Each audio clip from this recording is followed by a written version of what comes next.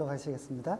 보아스가 성문으로 올라가서 거기 앉아 있더니 마침 보아스가 말하던 기업 물을 자가 지나가는지라. 보아스가 그에게 이르되 아무개여 이리로 와서 앉으라 하니 그가 와서 앉음에 보아스가 그 성읍 장로 10명을 청하되 당신은 여기 앉으라 하니 그들이 앉으되 보아스가 그 기업 물을 자에게 이르되 모압 지방에서 돌아온 나오미가 우리 형제 엘리멜렉의 소유지를 팔려 함으로 내가 여기 앉은 이들과 내 백성의 장로들에서 그것을 사고 내게 말하여 알게 하려 하였다. 만일 내가 물으려니와 만일 내가 물지 아니하려거든 내게 구하여 알게 하라. 내 다음은 나요 그 외에는 물을 자가 없느니라 하니 그가 이르되 내가 물이라 하는지라. 보아스가 이르되 네가 나오미의 손에서 그 밭을 사는 날에 곧 죽은 자의 아내 모압 여인 룻에게서 사서 그 죽은 자의 기업을 그의 이름으로 세워야 할지니라 하니 그 기업 물을 자가 이르되 나는 내 기업에 손해가 있을까 하여 나를 위하여 물지 못하노니 내가 물을 것을 내가 물으라. 나는 물지 못하겠노라 하시라. 옛적 이스라엘 중에는 모든 것을 물으거나 교환하는 일을 확정하기 위하여 사람이 그의 신을 벗어 그의 이웃에게 주더니 이것이 이스라엘 중에 정명하는 전례가 된지라. 이에 그 기업 물을 자가 보아스에게 이르되 내가 너를 위하여 사라 하고 그의 신을 벗는지라. 보아스가 장로들과 그의 모든 백성에게 이르되 내가 엘리멜렉과 기령과 말론에게 있던 모든 것을 나오미의 손에서 산 일에 너희가 오늘 증인이 되었고 또 말하여 모압 여인 룻을 사서 나의 아내로 맞이하고 그 죽은 자의 기업을 그의 이름으로 세워 그의 이름이 그의 형제 중에 그곳 성읍에서 끊어지지 아니하게 하매 너희가 오늘 증인이 되었느니라 하니. 성문에 있는 모든 백성과 장로들이 이르되 우리가 증인이 되나니 여호와께서 내 집에 들어가는 여인으로 이스라엘의 집을 세운 라헬과 레아 두 사람과 같게 하시고 네가 에브라스에서 유력하고 베들레헴에서 유명하게 하시기를 원하며 여호와께서 이 젊은 여자로 말미암아 내게 상속자를 주사 내 집이 다말이 유다에게 낳아준 베레스의 집과 같게 하시기를 원하노라 하노라. 이에 보아스가 룻을 맞이하여 아내로 삼고 그에게 들어갔더니 여호와께서 그에게 임신하게 하심으로 그가 아들을 낳은지라. 여인들이 나오미에게 이르되 찬송할지로다. 여호와께서 오늘 내게 기업 물을 자가 없게 하지 아니하셨도다. 이 아이의 이름이 이스라엘 중에 유명하게 되기를 원하노라. 이는 내 생명의 회복자이며 내 노년의 복량자라. 곧 너를 사랑하며 7 아들보다 귀한 네 며느리가 낳은 자로다 하니라. 나오미가 아이를 낳아 품에 품고 그의 양육자가 되니 그의 이웃 여인들이 그에게 이름을 지어주되 나오미에게 아들이 태어났다 하여 그의 이름을 오벳이라 하였는데 그는 다윗의 아버지인 이새의 아버지였더라. 베레스의 모는 이라하라. 베레스는 헬스론을 낳았고 헤스론은 람을 낳았고 람은 암미나답을 낳았고 암미나답은 나손을 낳았고 나손은 살몬을 낳았고 살몬은 보아스를 낳았고 보아스는 오벳을 낳았고 오벳은 이새를 낳고 이새는 다윗을 낳았더라. 아멘. 할렐루야. 여러분 축복하실까요? 하나님 우리와 함께 하십니다. 아멘. 룻기는 다윗의 족보에 대한 이야기입니다. 오늘 본문 17절 이하에서 아주 명백하게 보여줍니다. 룻과 보아스는 결혼하여 아들을 낳게 되는데 바로 오벳입니다. 그리고 이 오벳의 아들이 이새고 이새의 아들이 다윗이죠. 그러니까 오벳은 다윗의 할아버지가 되는 셈입니다. 그래서 오벳이 이새를 낳고 이새는 다윗을 낳았더라 라며 룻기를 끝마칩니다. 다윗이라는 이름이 룻기 맨 끝에 마지막에 등장하는데 이 다윗 이야기를 하려고 지금 룻기 1장부터 4장까지 지금까지 이야기를 끌어온 것입니다. 이와 같은 이야기 전개 방식을 귀납법적이라고 하는데 끝까지 집중하게만 만든다면 가장 큰 감동을 주는 방식이 바로 귀납법적 방식이죠. 저는 룻기가 바로 이 귀납법적 방식을 가장 잘 보여주는 이야기 전개 방식이라고 생각합니다. 이 다윗을 낳았더라 이 말 속에 이 룻과 보아스 이 두 사람의 만남이 얼마나 중요한지를 잘 보여주고 있습니다. 자, 지난 이야기를 잠시만 복습해 볼까요? 나오미는 이제 생계 문제를 해결하려고 잘 살아보겠다고 고향을 떠나 모압으로 갔지만 미안하지만 쫄딱 망하게 됩니다. 모든 것을 잃고 그리고 자기 며느리 한 명만 남았죠. 그 룻을 데리고 고향으로 돌아옵니다. 며느리 룻은 어머니를 부양하겠다며 밭에 나가서 열심히 일을 하다가 하나님의 섭리로 보아스라는 기업 묻을 자를 만나게 됩니다.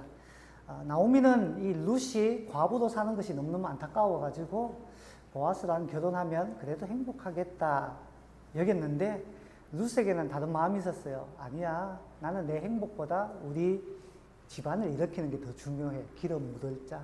그래서 이제 보아스와 결혼하기를 원하는데 보통 방법으로는 이 결혼이 힘들겠다 싶어 약간 무리한 방법을 시키죠.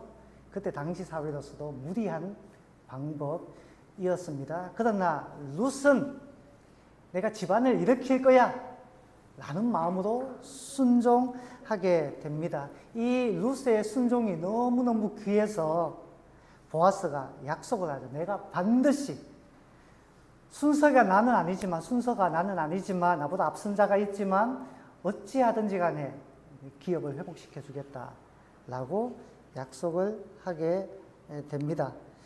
자, 여기서 기업 묻을 자의 의미를 되새겨 봅시다. 히브리어로는 뭐라고 하죠?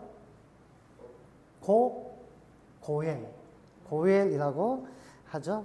이제 고엘은 친척의 빼앗긴 재산을 되찾아주고, 친척이 종으로 팔렸으면 값을 치르고 해방시켜주고, 친척이 억울한 일을 당하면 풀어주고, 심지어 누군가가 살해당하면 대신 원수도 갚아주는 그런 사람이 바로 고엘입니다. 고엘인데, 보아스는 이 룻에게 크게 감동하여 이 고엘의 의무를 수행하고자 하지만 조금 전에 이야기했듯이 자기보다 앞선 자가 있습니다. 순서가 있다는 거예요. 그 사람이 있고 그 다음이 보아스입니다. 자, 보아스 앞에 다른 사람이 순서가 있는 사람이 있는데 우리는 궁금하죠. 과연 룻과 보아스는 결혼해서 행복한 삶을 살 수 있을까요? 다 아는 이야기니까 여기서 재미가 없네요. 이야기는 다음 주에 보통 이렇게 이야기를 하는데 결과 알고 있어서 조금 아쉽습니다. 자, 오늘 본문은 보아스보다 앞선 그 아무개의 이야기에서부터 시작됩니다. 그런데 여러분 이 사람의 이름이 등장하지 않습니다. 왜일까요? 아무개시, 보아스보다 앞선 기업 묻을 자 이름이 등장하지 않고 아무개여 라고 합니다. 왜 이름이 없는가 하면 기업 묻을 자의 책임을 져버렸기 때문에 그는 사회적으로 명예가 손상되었어요. 그리고 이 공동체에서 쓸모없는 사람, 그런 존재가 되었기 때문에 그는 이름이 없어져 버린 겁니다.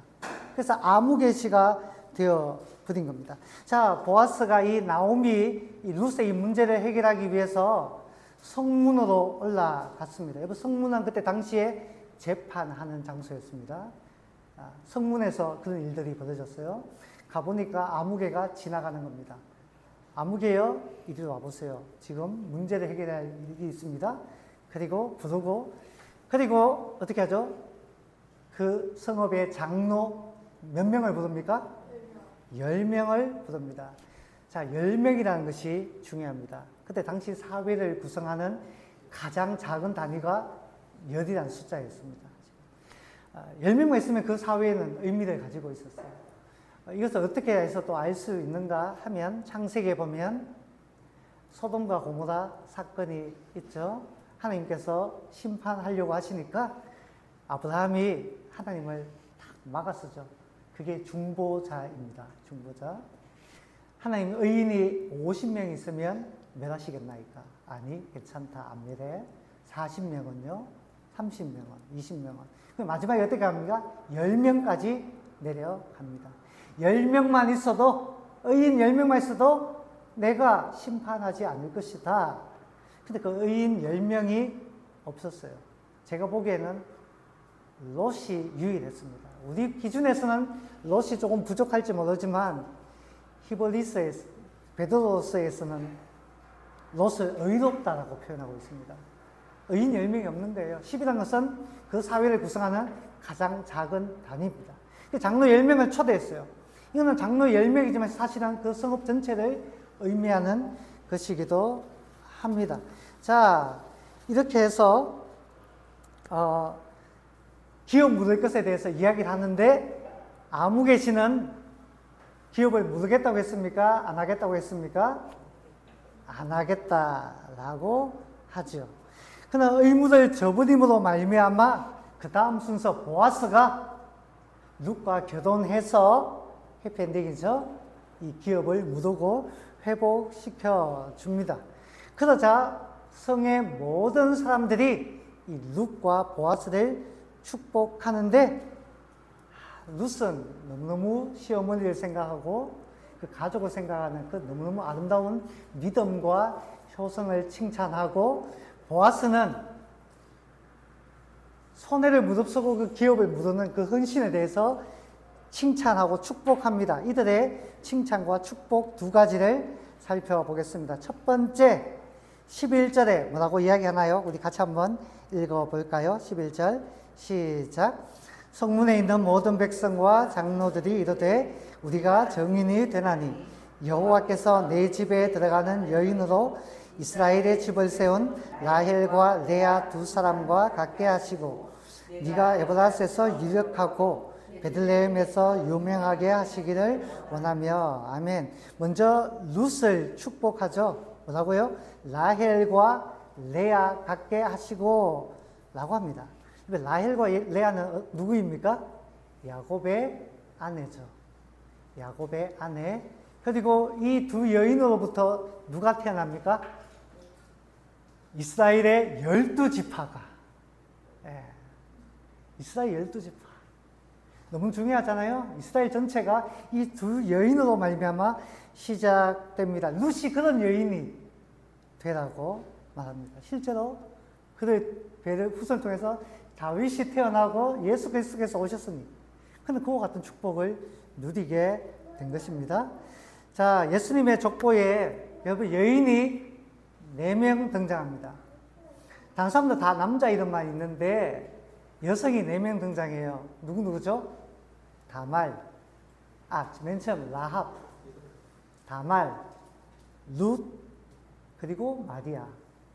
남자 이름은 많은데 여성은 4명만 등장합니다. 그런데 재미있는 것은 그 4명의 여성 중에 이방인이 2명 있습니다. 순수 이스라엘 혈통이 2명. 2명은 이방의 혈통이라는 것입니다. 마태복음에서 이와 같은 여성들을 언급하는 것을 보면, 여러분, 하나님은 결코 배타적이거나 폐쇄적인 선민사상을 가르치지 않았다라는 것을 확인하게 됩니다. 룻도 이방 여인이잖아요. 모압 여인이잖아요. 저는 하나님의 백성의 특징이 포용성이라고 생각합니다. 마음이 넓어야 돼요. 이 룻을 보세요. 온 이스라엘이 환영하고 받아주잖아요. 나와 다르다 할지라도 품을 수 있어야 합니다. 품을 수 있어요. 저는 이걸 통해서 이걸 배워요. 룻의 이름이 이렇게 높아지는 것을 보면서, 제가 영남대학교 맞은편 임당지구라고 있습니다. 옛날엔 대학생 기숙사 자취방들이 굉장히 많았는데, 근래에 가보신 분이 계십니까? 임당지구에. 거기 가면 마치 서울의 이태원에 온 것 같아요. 이미 우리나라 땅이 아닌 것처럼 느껴집니다. 그만큼 우즈베키스탄 식당, 베트남 식당, 할랄 음식점부터 시작해가지고 엄청나게 많아요. 그리고 정말 한국인보다 외국인 노동자, 외국인 유학생이 더 많다 할 정도로 그렇게 변모를 하고 있습니다. 근데 제 마음에 그것을 일하다 보면 종종 지나가는데요. 그런 마음이 드는 거예요. 내가 한국인이라면, 그리고 만약에 우리 아이들이 좀 더 어리다면 내가 그곳에서 살 수 있을까? 한국인은 점점 떠나고 외국인은 점점 자리 잡고 있는 거죠. 그러면서 내 안에 있는 배타성에 대해서 보게 됐습니다. 아니, 같이 살면 어때요? 같이 살면. 근데 내 안에 그런 배타성이 있는 것 같아요. 제 성격상 외국인에 대한 불편함이 있는 것 같아요. 그런데 제가 생각해 보면 이 말씀을 보면서 나와 다른 생김새, 나와 다른 언어, 나와 다른 문화, 심지어 나와 다른 종교라 할지라도 저는 믿어요. 그리스도인이라면 두 팔을 벌려 환영할 수 있어야 한다는 사실을. 오해는 마시기 바랍니다. 불신자와 결혼하라라는 말이 아닙니다. 말이 아니에요. 미안하지만 룻은 사실 불신자였고 우상 숭배자였잖아요. 모압의 금옷을 숭배하던 여인이었잖아요. 아브라함도 맞아. 크게 다르지 않아요. 그런데 지금 다윗의 정조모가 되었고 그의 배를 통해서 결국 예수 그리스도께서 오시게 되었습니다. 포용성, 이것은 성경의 정신입니다. 하나님의 말씀을 따라 살아가는 사람입니다. 저는 우리 푸른의 교회가 보자기가 되었으면 좋겠어요. 저는 나름대로 개척을 준비하며 저는 그릇을 깨뜨렸습니다. 그릇을 깼어요. 나는 보자기가 되겠다라는 마음으로 교회를 시작했습니다. 우리 가운데에 하나님께서 기뻐하시기만 한다면, 그것이 비성경적인 것만 아니라면, 성경에서 반대하는 것만 아니라면 나는 품고 가겠다라는 마음으로 왔습니다. 사실 여러분, 룻은 어찌 보면 배척받아 마땅한 여인이지만 이스라엘 백성들은 품어주었고 보아스도 품어주었고 결국 다윗의 계보에 위대한 한 여인이 되었고 그들 통해 예수 그리스도가 오게 되었습니다. 그와 같이 우리도 품을 수 있고 포용할 수 있는 우리 푸른의 교회 가족들 될 수 있기를 바랍니다.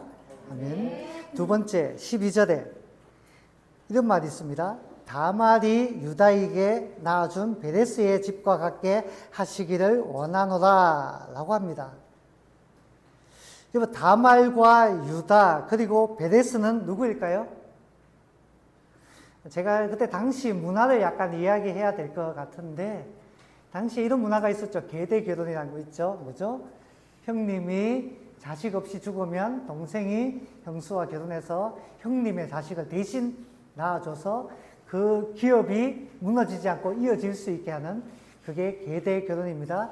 당시 문화인데 이 유다라는 사람이 있습니다. 보아스가 유다 자손이잖아요. 예수님도 유다 자손에서 왔고 이 유다라는 사람에게 3명의 아들이 있었어요. 그런데 첫째가 결혼했습니다. 누구랑? 여기 나오는 다말과 결혼했는데 첫째 아들이 죄송합니다. 형편없었어요. 하나님께서 치셨습니다. 죽으니까 어떻게 돼요? 계대 결혼으로 동생이 형수와 결혼해야 되는데 동생이 형님 아들을 낳아주기 싫은 거야. 그게 그때 당시에 의무인데 해야 되는 일인데 하나님께서 또 치셨어요. 자, 첫째와 둘째를 잃고 보니까 유다에게 이런 생각이 드는 겁니다. 혹시라도 막내까지 잃으면 어떡하지? 라고 생각해서 해야 됨에도 불구하고 유다가 하지 않습니다. 너는 친정으로 돌아가. 내 아들 못 줘라고 사실상 그런 의미죠. 못 만나게 합니다. 그런데 다말에게는 그런 마음이 있었어요. 아니, 이거는 하나님께서 주신 거야. 하나님께서. 이렇게 해야지 공동체가 세워진다라는 마음이 다말에게, 며느리에게 있었습니다. 그래서 며느리가 사용한 방법은 뭡니까? 죄송합니다. 그때 당시 문화예요. 무슨 그때 당시로서도 사실은 하면 안 되는 일인데 성경에는 그런 일들도 기록해 놓았습니다. 시아버지와 관계를 얻어서 해서 아들 낳아서 그를 통해서 이 가문이 이어지게 해야겠다. 그게 쉬운 일입니까? 어려운 일이잖아요. 그런데 다말은 자기 자신을 생각하는 게 아니고 그 공동체를 생각했습니다. 그래서 결국은 그렇게 하죠. 시아버지 유다는 사실 며느리인 줄 모르고 그렇게 했어요.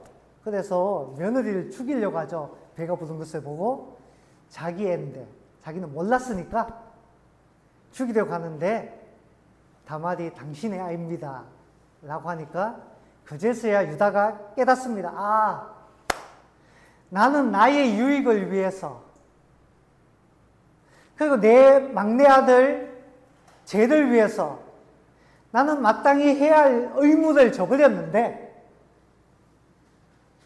나의 며느리 다말은 공동체를 위해서 자신을 희생한 겁니다. 그래서 유다가 이런 이야기를 해요. 저는 나보다 옳도다. 저는 나보다.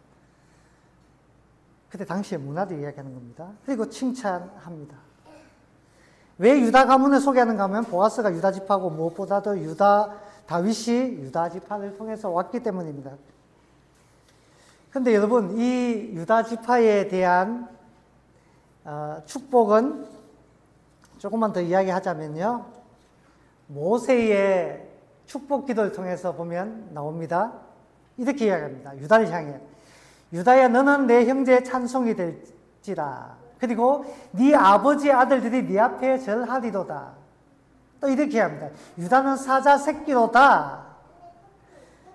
또 규가 유다를 떠나지 아니하며 통치자의 지팡이가 그 발 사이에 떠나지 아니하시기를. 무슨 이야기냐면 유다가 모든 형제들보다 가장 높이 선다는 겁니다. 그리고 유다 지파에서 왕이 나오고 유다 지파에서의 그 왕권이 계속해서 이어진다는 말입니다. 근데 참 재미있는 것은 유다가 야곱의 몇 번째 아들인가 하면 넷째 아들입니다. 넷째 아들. 형들인데 형들을 다 제치고 유다가 모든 형제 중에 가장 높이 돼요. 그리고 또 재미있는 것은 창세기의 이야기의 주인공이 누굽니까? 요셉입니다. 아브라함, 이삭, 야곱, 요셉입니다. 근데 그 창세기 이야기의 주인공은 요셉을 제치고 유다에 대해서 네가 왕이 될 것이다. 왕권이 너를 떠나지 않을 것이다. 라고 이야기합니다. 참 재밌는 이야기예요. 왜 그럴까? 하나님의 전적인 주권이요 선택이다 라고 말하면 할 말이 없습니다. 그렇죠? 그런데 하나님의 주권과 선택은 때로는 우리가 어떻게 살아가는 것과도 연관이 있습니다. 주권이 우선이지만 하나님 선택이 있다면 우리도 그에 따른 삶의 모양들이 나타나야 된다는 건데 유다의 이야기가 창세기에 몇 가지가 나와요. 방금 이야기했던 그 다말과의 이야기가 있고요. 또 형제들이 요셉을 다 죽이려고 할 때 누가 보호해 줍니까? 유다가 살려주잖아요. 네 번째임에도 불구하고, 넷째임에도. 그때부터 벌써 지도력이 있었다라는 겁니다. 사람을 살려주고 싶어요. 그리고 가뭄으로 말미암아 집안이 무너져 내려서 망하게 되었을 때 유다가 이야기하죠. 아버지, 제가 대신 가서 구해오겠습니다. 리더십을 발휘해서 결국은 아버지를 설득해서 양식을 구해오게 됩니다. 저는 이렇게 생각합니다.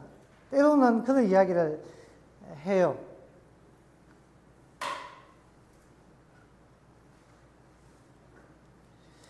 유다에게 주신 모든 형제들 위에 설 것이라는 이 예언은 하나님의 전적인 선택으로 말미암아 유다가 이와 같은 행동을 했는지 아니면 유다가 이와 같은 리더십을 보였기 때문에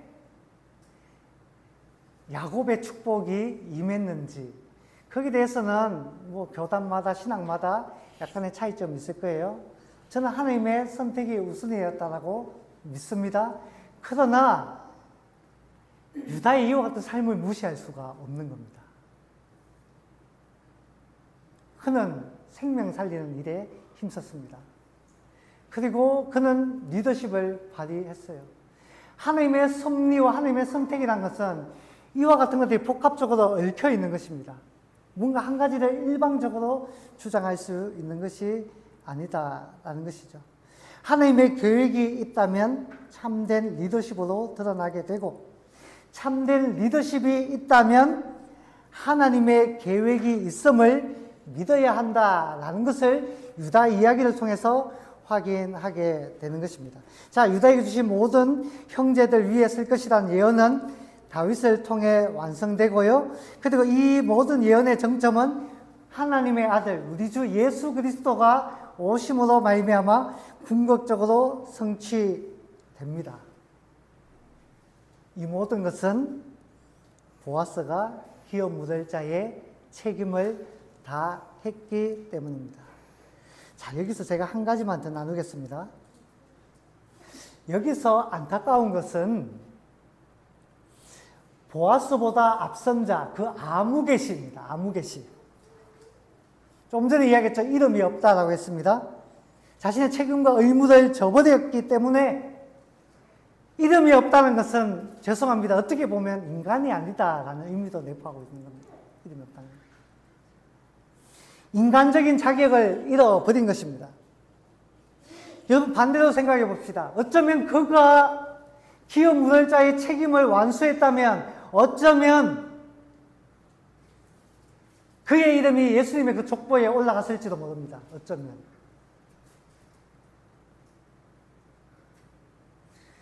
그는 의무를 저버렸기 때문에 명예도 잃고 복을 받을 기회도 잃고 사회로부터 지탄의 대상이 되어버렸습니다. 그는 왜 그와 같은 선택을 하게 됐을까요? 왜? 6절이 잘 설명해 줍니다. 6절 말씀 한번 읽어볼까요? 6절 말씀 같이 한번 읽어보겠습니다. 시작. 그 기업 묻을 자가 이르되 나는 내 기업에 손해가 있을까 하여 나를 위하여 묻지 못하노니 내가 묻을 것을 네가 묻어라. 나는 묻지 못하겠노라 하는지라. 아멘. 아무개는 포기합니다. 왜요? 내 기업에 손해가 있을까 하여. 손해보기 싫다는 말입니다. 그리고 이렇게 말합니다. 나를 위하여 나는 포기한다. 나를 위하여. 자신의 행복에 최고의 가치를 두었다는 것을 확인하게 됩니다. 여러분, 자기를 위해서 사는 사람은 희생하지 않습니다. 그리고 보아스에게 떠넘겼어요. 그리고 그로 말미암아 그는 자신의 이름을 잃어버리게 되었습니다. 가족을 버린 자는 인간이 아니다 하는 겁니다. 반면에 보아스는 자신이 아니라 나를 위해서가 아니라 어떻게 해요? 너를 위하여 이타적인 삶을 살았다라는 것을 확인할 수 있습니다.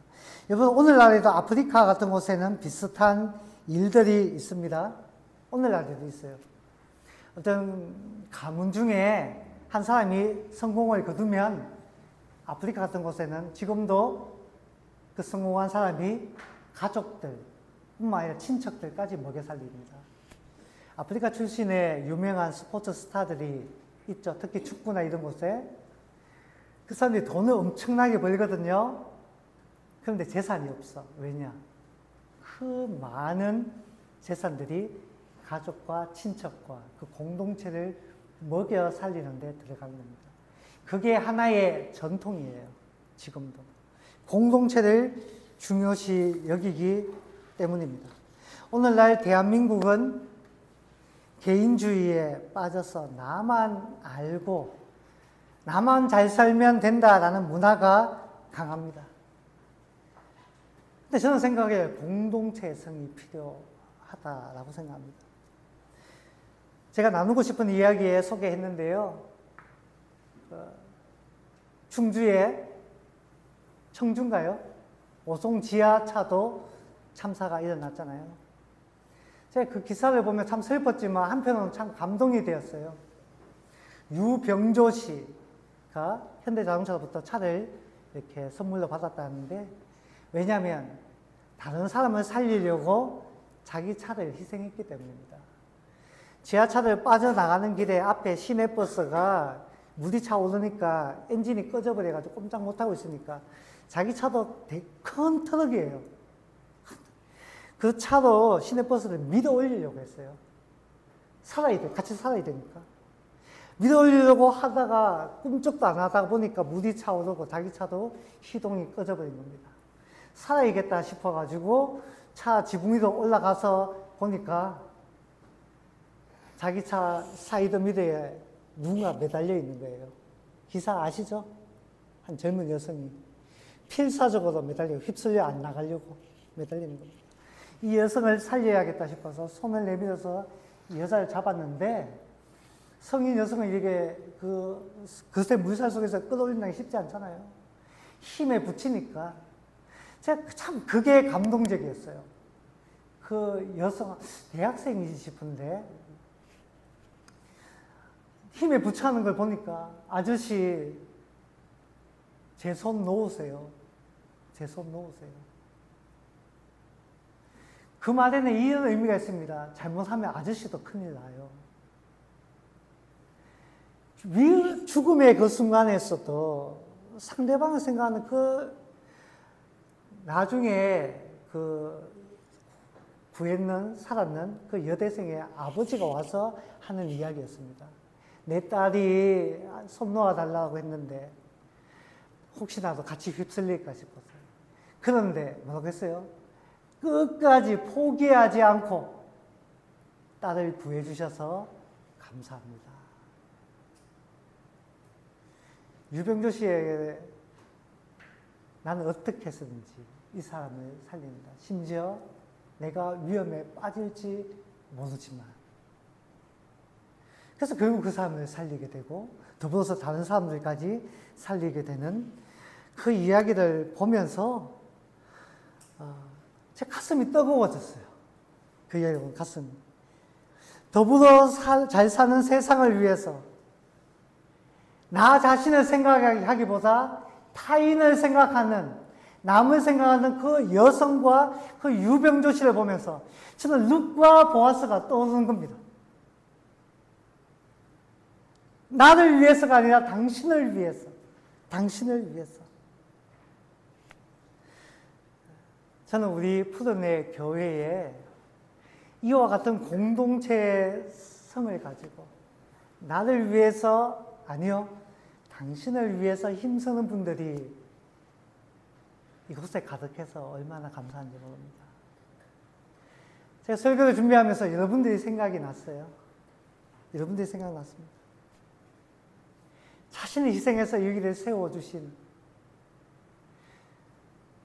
죄송합니다. 저보다 훨씬 더 나으신 여러분들이 있는 것이 얼마나 감사한지 모릅니다. 한번 축복할까요? 저보다 낫습니다. 한 번 더 축복합시다. 당신 덕분입니다. 당신 덕분이다. 그리고 제가 예수님이 생각났습니다. 예수님. 그분은 참된 고엘 되십니다. 우리를 죄에서 속량하사 자유를 주시고 회복시켜 주시고 하나님의 자녀 되게 해주시고 천국을 우리에게 유업으로 주셨습니다. 주님이 자기를 위해서 사셨다면, 주님이 손해를 생각하셨다면 결코 십자가를 지지 아니하셨을 것입니다. 겟세마네 동산의 기도를 기억합시다. 아버지여, 나의 원대로 하지 마시옵고 아버지의 원대로, 아버지의 뜻대로 하옵소서.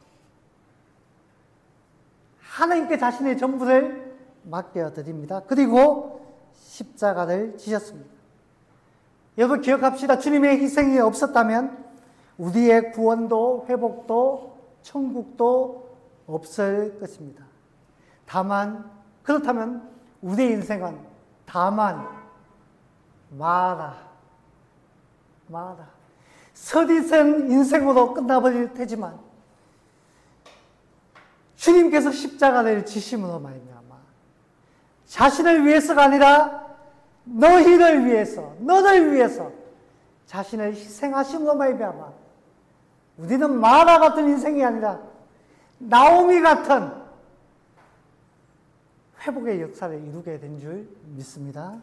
사랑 여러분, 참된 고엘 대신 우리 주님께 감사하는 저와 여러분 될 수 있기를 주님의 이름으로 축원합니다.